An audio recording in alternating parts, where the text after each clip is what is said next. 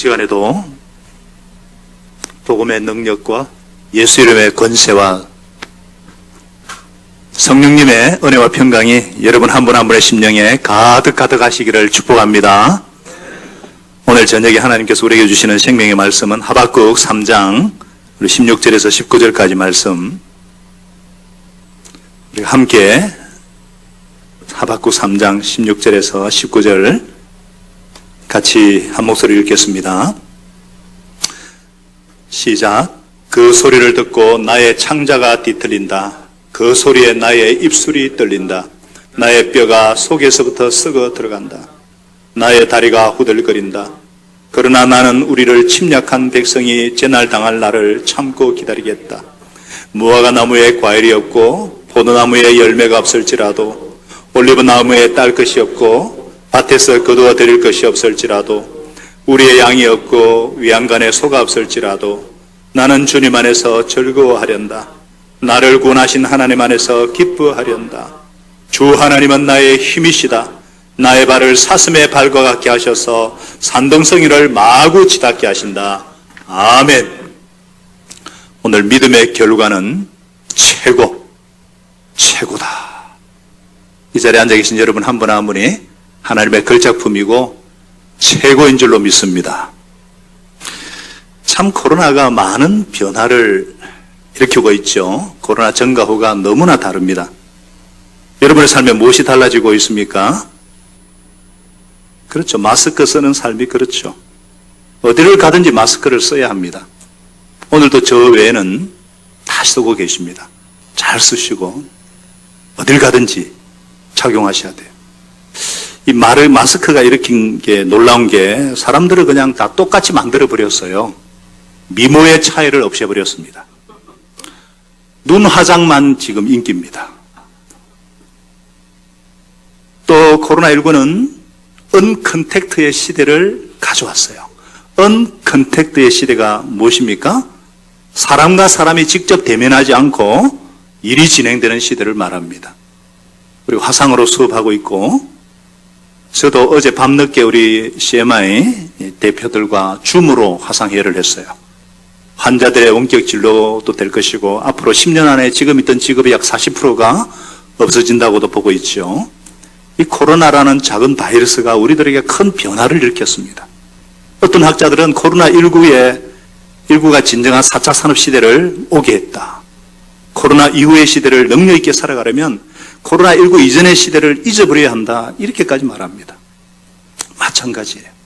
코로나19가 우리들에게 변화를 일으킨 것처럼 믿음은 우리들에게 더 큰 변화를 일으킵니다. 믿음이 있는 삶과 믿음이 없는 삶은 너무나 다릅니다. 하늘과 땅 차이입니다. 믿음이 없는 삶의 방식은 어떻습니까? 감각을 의지하는, 오감을 의지하는 삶입니다. 내 손으로 만지고 내 눈으로 봐야지 뭐든지 인정하고 확신하는 삶입니다. 이런 사람들에게는 내 눈에 안 보이는 것, 내 손에 안 잡히는 것 없는 거예요. 대부분의 세상 사람들이 그렇게 살아가고 있지 않습니까? 믿음이 없이 감각적으로 그렇게 살아갑니다. 그러나 믿음의 삶은 다릅니다. 말씀 딱 하나 의지해서 없는 것을 있는 것처럼, 아주 오지 않은 것을 이미 온 것처럼, 이미 이루어진 것처럼 그렇게 여기고 행동해 버립니다. 믿음은 바라는 것들이 실상이고 보이지 않는 것들이 증거이기 때문입니다. 하박국이 그랬습니다. 믿음이 없을 때는 감각적으로 살았습니다. 눈에 보이는 대로, 귀에 들리는 대로 반응했습니다. 그래서 창자가 흔들렸고 입술이 들들 떨렸고 뼈가 썩어 문드러지는 것 같은 그런 고통을 겪었어요. 그런데 믿음이 들어오자 모든 것이 바뀌었습니다. 물론 상황은 아직도 엉망이에요.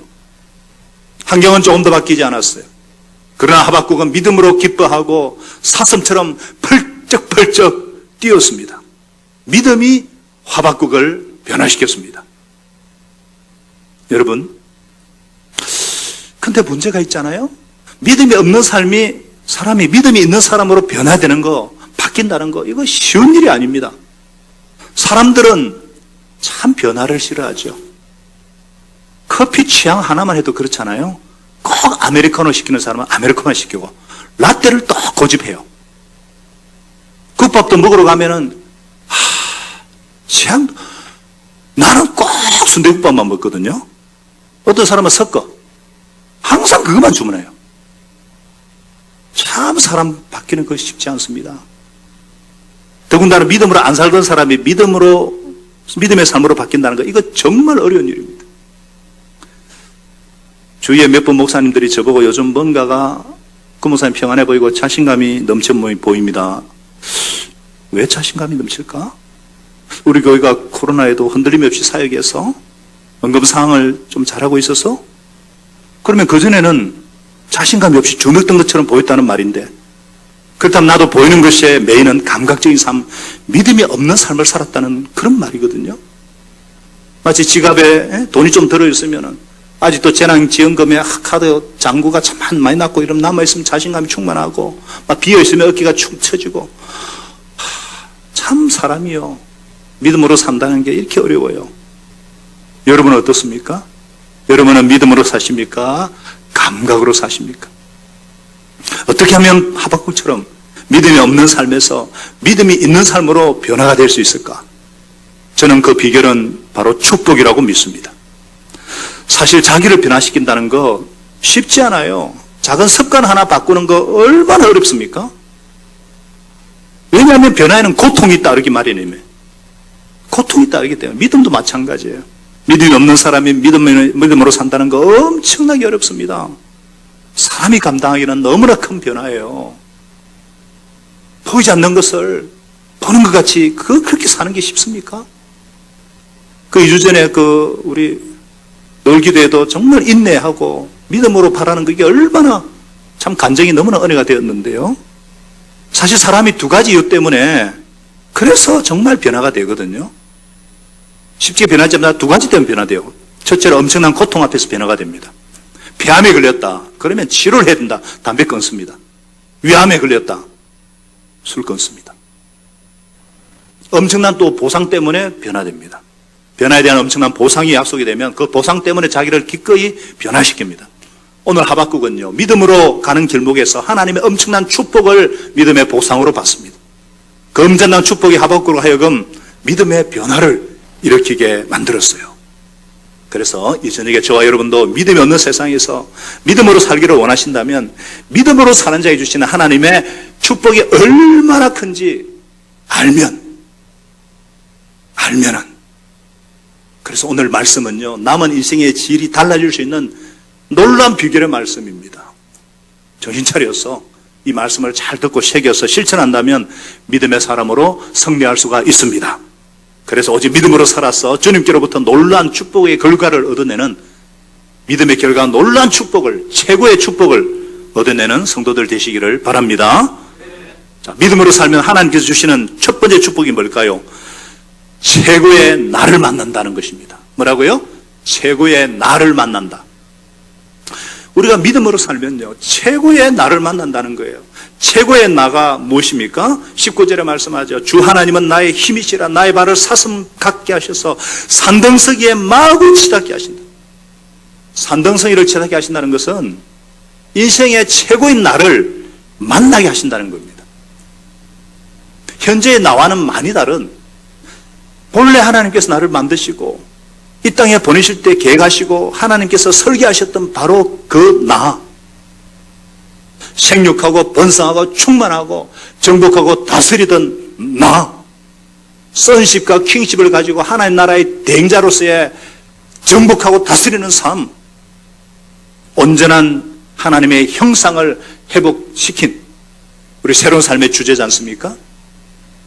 바로 그 예수 안에서 하나님의 걸작품으로 다시 빚어주시는, 이게 믿음으로 살면 그 믿음 속에서 하나님께서 본래 창세 전에 설계하셨던 진정한 나, 최고의 나를 만나게 된다는 사실입니다. 왜 믿음으로 살면 최고의 나를 만나는 복을 경험할 수가 있을까요? 우리가 지금 로마서를 하고 있지 않습니까? 로마서를 통해서 진노받아 마땅한 나, 심판받아 마땅한 나, 전적으로 부패한 나를 오직 어떤 율법으로 어떤 행위로도 안 되지만 오직 예수를 믿는 그 믿음만 보시고 어렵다는 것은 이번 주에 자세하게 나오겠지만 재용석 정도가 아니에요. 본래 모든 지위를 회복하는 걸 말합니다. 그래서 이 세상에 하나님이 가장 기뻐하시는 분은 예수님이시거든요. 그 예수를 믿는 믿음으로 사는 자를 얼마나 좋아할까요? 얼마나 기뻐할까요? 여러분, 예수를 믿는 믿음으로 사는 삶이요, 이게 별게 아닌 게 절대 아닙니다. 보혈의 피, 그 보배로운 하나님의 아들의 피로 우리를 속량하시고 자녀 삼아주심으로 내가 얼마나 소중한 존재인지 최고의 나를 만나게 된다는 거예요. 믿음으로 살 때. 그래서 하나님 말씀하시지 않습니까? 오직 너희는 택하신 족속이고 왕같은 제사장들이고 거룩한 나라요 그의 소유된 백성이다. 너희는 세상에 비치고 소금이다. 그게 진짜 내 모습이고 진정한 나라는 거예요. 이런 최고의 나를 어디에서 만날 수 있다고요? 오직 믿음 안에서. 독일 보름스에 가면은 마르틴 루트가 종교 재판 받았던 곳이 있습니다.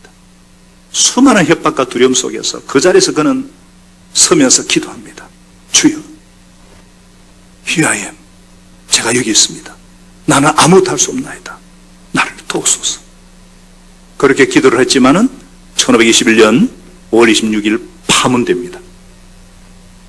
그러나 오직 너희는 믿음으로 살리라. 이 말씀을 붙잡고 숨을 지내면서도 신약 성경을 헬라에서 독일어로 번역하는 놀라운 사역을 일으킵니다. 그것 때문에 우리가 지금 이렇게 성경을 볼 수 있는 거예요. 믿음의 결과 하나님이 계획하신 최고의 나를 만나서 어떤 어려움 가운데도 종교개혁의 유업을 이루어냅니다. 한번 따라하겠습니다. 믿음으로 살면 최고의 나를 만나는 축복을 만난다. 또 어떤 축복이 믿음의 결과 우리를 기다리고 있을까요? 최고의 하나님을 만납니다. 뭐라고요? 최고의 하나님을 만납니다. 믿음으로 살면 최고의 나를 만나고 그 다음에 최고의 하나님을 만납니다. 최고의 하나님을 만난다는 거 최고의 복입니다. 최고의 하나님을 만난다는 것이 무엇입니까? 18절 말씀합니다. 나는 주님 안에서 즐거워하련다. 나를 구원하신 하나님 안에서 기뻐하련다. 나를 구원하신 하나님을 만나고 진정으로 즐거워하는 것. 인생의 목적이 무엇이에요? 하나님을 영화롭게 하고 일생토록 그를 즐거워하는 것이거든요. 진정으로 즐거워한다는 거예요. 하박국이요, 믿음으로 살기 전에는 어떤 하나님, 그가 알던 하나님 어떤 하나님이었습니까? 하박국의 고통에 침묵하시는 하나님, 하박국의 머리로는 이해가 안 되는 이해 불가의 하나님, 불러도 응답하지 않는 것 같은 하나님. 그런데 하박국이 믿음을 가지고 나서 새로운 하나님을 만났는데 어떤 하나님을 만났습니까? 나를 구원하신 구원의 하나님, 나의 작은 신음에도 응답하시는 하나님, 이전에 전혀 몰랐던 하나님을 만나게 되는 것입니다. 하박국은요, 자기 삶에서 최고의 하나님을 만납니다.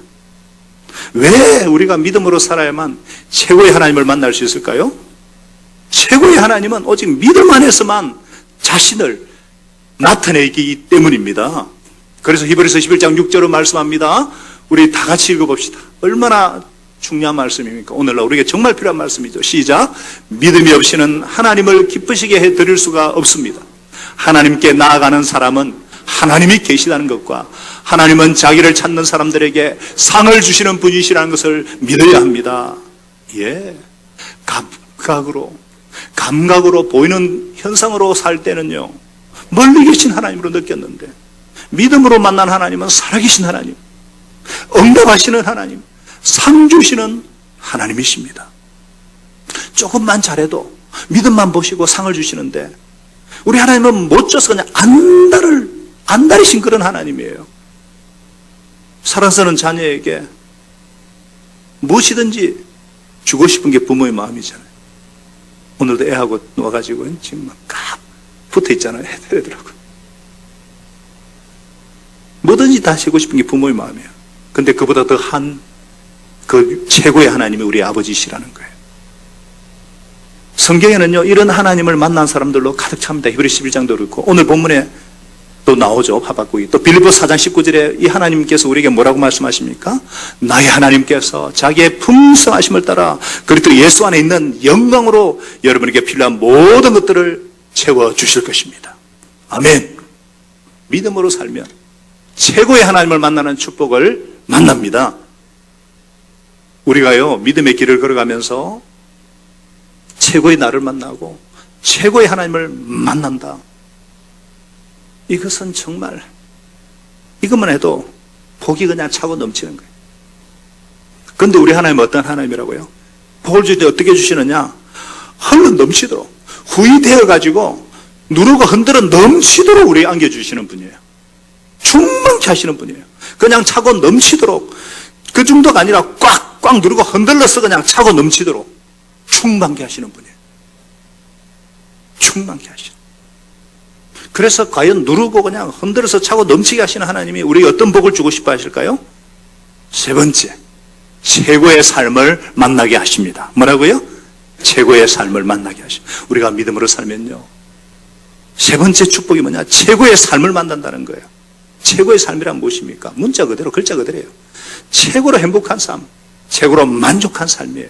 우리가 믿음으로 살면 최고의 나를 만나고 최고의 하나님을 만나고 그 결과로 최고의 삶, 결코 후회 없는 삶을 살게 하신다는 것입니다. 그래요. 이 땅에서 최고의 삶을 살려면 믿음으로 살면 됩니다.